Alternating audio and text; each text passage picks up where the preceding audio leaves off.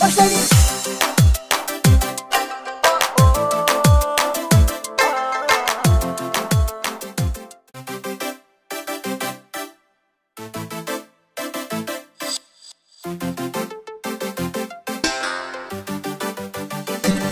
Başlayın.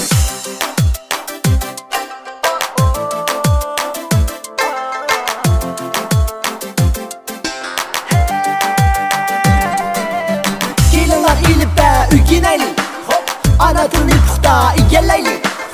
Köpçilik hemmeyle güzel ana tilda, azade hemravan sözü şeyli. Bilen daim birge boladigan chiroyli dostlarimiz, sizlarga yaqinlashib salom. Bugun programmamizda Tugma Jutuning talantli yosh o'smir haydimizning xushalligini birga ko'raylik.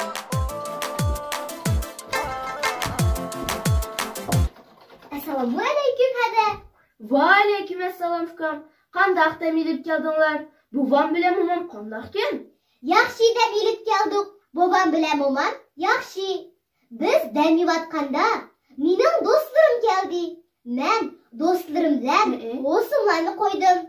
Bobomning berida tatliq pishayotgan o'riklarni yedik. O'riklardan biz qoqlarni soldik.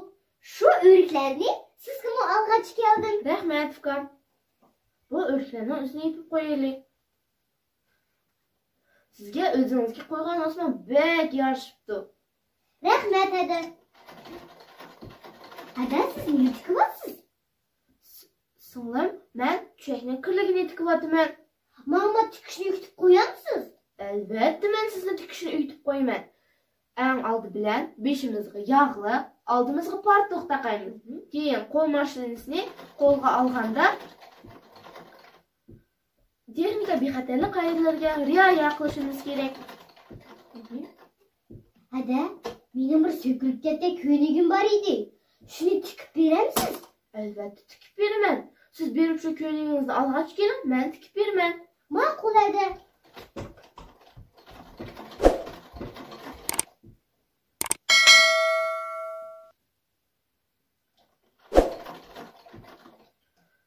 Hey, vaqt degan nima degan tez o'tdi. Men yerib qoldim. Birdan dam olay. Hunarning borligi yaxshi. Masalan, tikkinchilikning o'z alohidligi bor. Har bir hunarning o'zining bir alohidliklari bor. Menga hunarlarning ichidan tikkinchilik qilish yoqdi. Sababi bu ish nihoyatda qiziq ishdir. Bu ishlarmi nihoyatda yaxshi. Hunarning borligi yaxshi deb o'ylayman. Ya'ni mushu tikkinchilik qilish har bir qizning qo'lidan keldi. Kiyim tikish yomonmi? Shpagar tevib kasbmi? Ashqsiz umr bo'lganmi? Ashliq degan traktorchi yomonmi? Shuning bilan hunar tamommi? Kang dalada ko'ringan ming'ilg'an molni o'stirgan cho'pon oti yomonmi? Shuning bilan umr tamommi? Qo'li oltin ustining hunarning yaxshi borlig'i. Hada, mana buni ko'ylagimni men o'lik shirman deb yutib qo'ydim. Buni tikib berasiz? Albatta ukam, bu ko'ylagingizni men tikib beraman. Siz men bu ko'ylakni tikib bo'lib sizni chaqiraman. Keyin mana kiyib ko'rsiz. Ma'qul.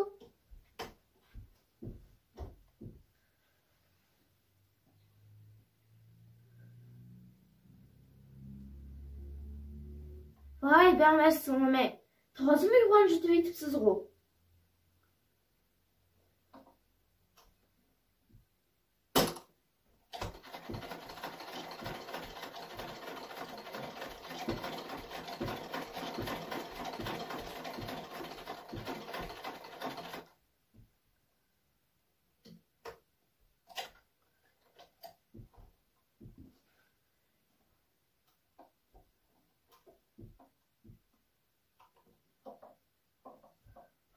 Azı yeri kaldı.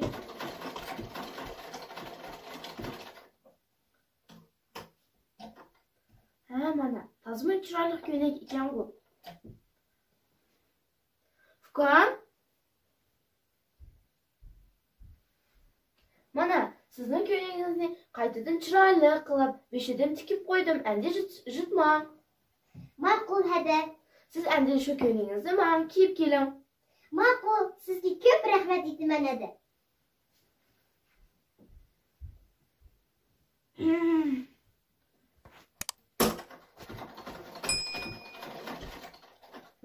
Ha, vaqt degan xili bo'pti-ku. Endi men o'z ishimni oyoqlashtiray. Men уже tikib bo'ldim.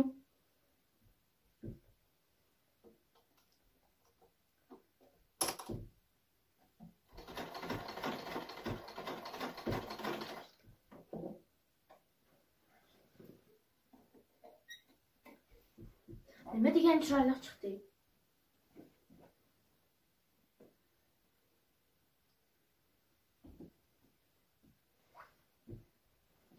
Bunu kaççılarını mekkem tutay. Fukularım oynap ilib olmuşsun.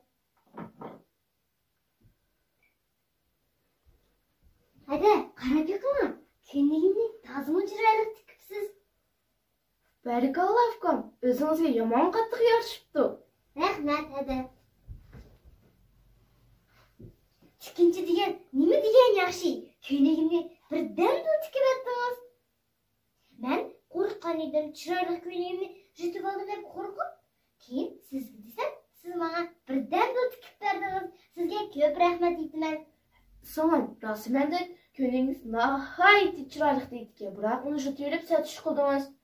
Qiz bolaga jitiq kiyish bu eski ish. Mana salom, tikkinchilik qilishning o'z bir alohidligi bor. Do'stlar, endi biz ta'tilda mushunday hunarlarni o'rganishga tirishaylik. Hunar odamga kerak. Do'stlar, bugungi programmamizda biror kerak narsalarni o'zingizlarga yoqtirib oldinglarmi? Sizlarni jihimi xushal qilib, men Gulzadam Aziz qizi bir usul o'ynab beray deyman.